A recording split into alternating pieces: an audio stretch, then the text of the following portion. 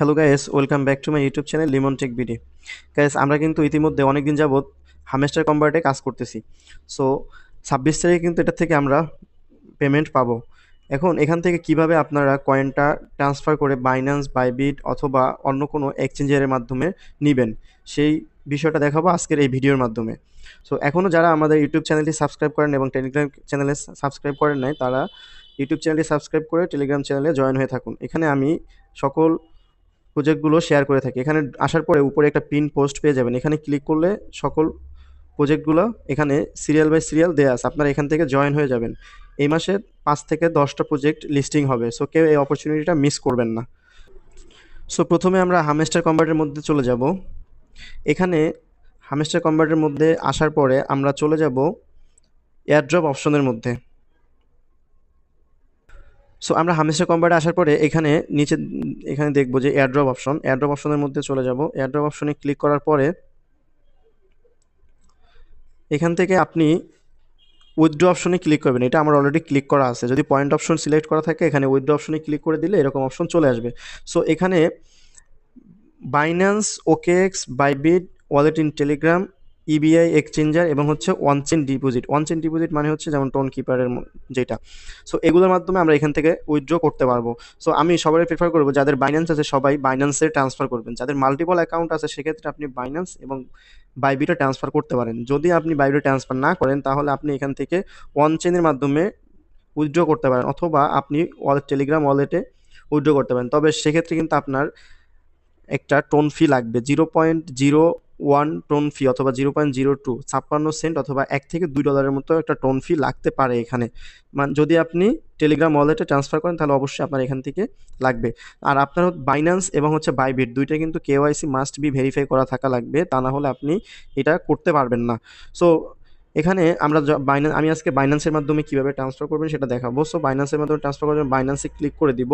বাইন্যান্সে click করার পরে এখানে ইয়েস আই হ্যাভ ইট অপশনের উপরে ক্লিক করে দিব। দেন এখানে আমাদের দুইটা লাগবে, সেটা হচ্ছে হামেস্টার ডিপোজিট অ্যাড্রেস এবং হচ্ছে একটা মেমো লাগবে। সো এই দুইটা পাওয়ার জন্য আমরা চলে যাব বাইন্যান্স অ্যাপের মধ্যে।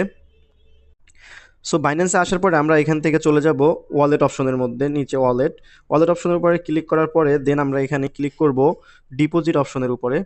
ডিপোজিট অপশনের উপরে ক্লিক করে দেন এখান থেকে আমরা এই যে উপরে যে সার্চ বার অপশনটা আছে, সার্চ বার অপশনের উপর একটা সার্চ করব, যেমন HMSTR।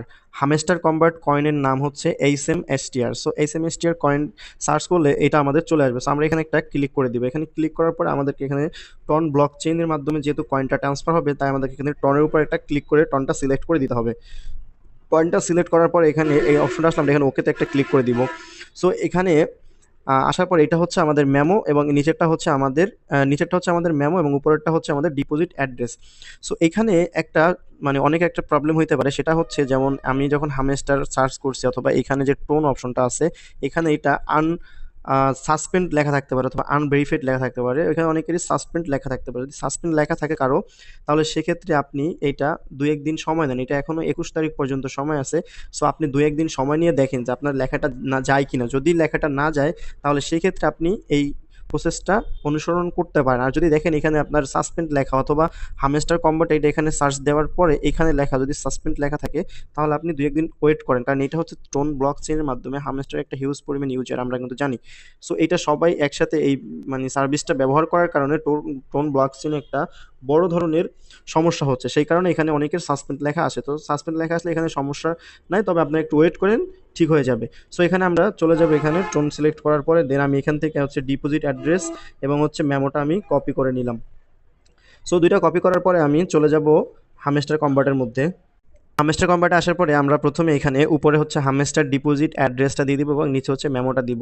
এটা কিন্তু খুবই গুরুত্বপূর্ণ। আপনি যদি একটা উল্টাপাল্টা করে দেন, তাহলে কিন্তু এখান থেকে আপনার পেমেন্ট পাওয়ার চান্স থাকবে না। সো এটা খুব সাবধানে দিতে হবে। সো প্রথমে উপরে আমি হামেস্টার কনভার্টের ডিপোজিট অ্যাড্রেস উপরে একটা ক্লিক করে দেন আমি এটা কপি করে নিয়ে আসছি। সো যেহেতু এটা আমি কপি করে নিয়ে এসেছি, এটা আমার কিবোর্ডের আমি এখানে অপশনে থাকবে। আমি এখান থেকে এটা প্রথমে হচ্ছে ডিপোজিট অ্যাড্রেসটা পেস্ট করে দিলাম। পেস্ট করার পরে নিচে হচ্ছে মেমো অপশনে ক্লিক করে দেন আমি মেমোটা পেস্ট করে দিলাম। সো আপনি চাইলে এখানে মেমো এবং হচ্ছে ডিপোজিট অ্যাড্রেসটা দেওয়ার পরে একটু চেক দিয়ে নিতে পারেন যে আপনার ২ টা পুরোপুরি ঠিক আছে কিনা। যদি কোনো প্রবলেম মনে করেন সেক্ষেত্রে আপনি এখান থেকে এটা ক্যানসেল করবেন। ক্যানসেল করে নতুন করে আবার হচ্ছে দিবেন। ক্যানসেল বলতে বলছি যেমন এখানে দেওয়ার পরে আপনি এখানে এটা কেটে দিবেন। কেটে দিয়ে তারপর হচ্ছে নতুন করে আবার আপনি এখান থেকে দিতে পারবেন। সো খুব সাবধানে করবেন। যদি কোনো ভুল হয়ে থাকে তাহলে কিন্তু আপনি এখান থেকে পরবর্তীতে এটা চেঞ্জ করা অথবা এখান থেকে আপনি মানে চেঞ্জ করে যেমন অন্য কোনো এক্সচেঞ্জারে নিবেন সেটা কিন্তু এখানে পারবেন না। ওরা কিন্তু এটা ওদের অ্যানাউন্সমেন্ট করে বলে দিয়েছে। সো সবকিছু ঠিকঠাক দেওয়ার পরে এখানে আমরা সেভ অ্যান্ড চুজ অপশনের উপর একটা ক্লিক করে দিব। সো সেভ অ্যান্ড চুজ অপশনের উপরে ক্লিক করার পরে আমরা কিন্তু দেখতে পাচ্ছি যে আমাদের এখানে চলে আসছে যে ওয়েল ডান, হ্যাঁ? সো এখানে ওয়েল ডান আমরা নিচে হচ্ছে থ্যাঙ্কস লেখার উপর একটা ক্লিক করে দিব। থ্যাঙ্কস লেখার উপরে ক্লিক করার পরে এখানে আমরা দেখতে পাচ্ছি অলরেডি আমাদের টিক মার্ক চলে এসছে। সো এখান থেকে আমরা ব্যাকে যদি চলে যাই, ব্যাকে চলে যাওয়ার পরে এখানে কিন্তু আমরা দেখতে পারতেছি যে আমাদের বাইন্যান্স লেখার সামনে এখানে একটা টিক মার্ক চলে আসছে।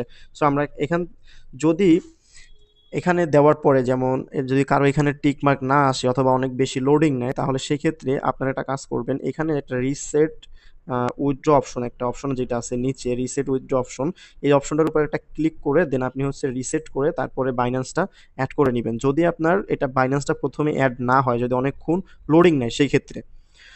সো দেখা হবে নতুন কোনো ভিডিওতে। সে পর্যন্ত ভালো থাকবেন, সুস্থ থাকবেন। আল্লাহ হাফেজ।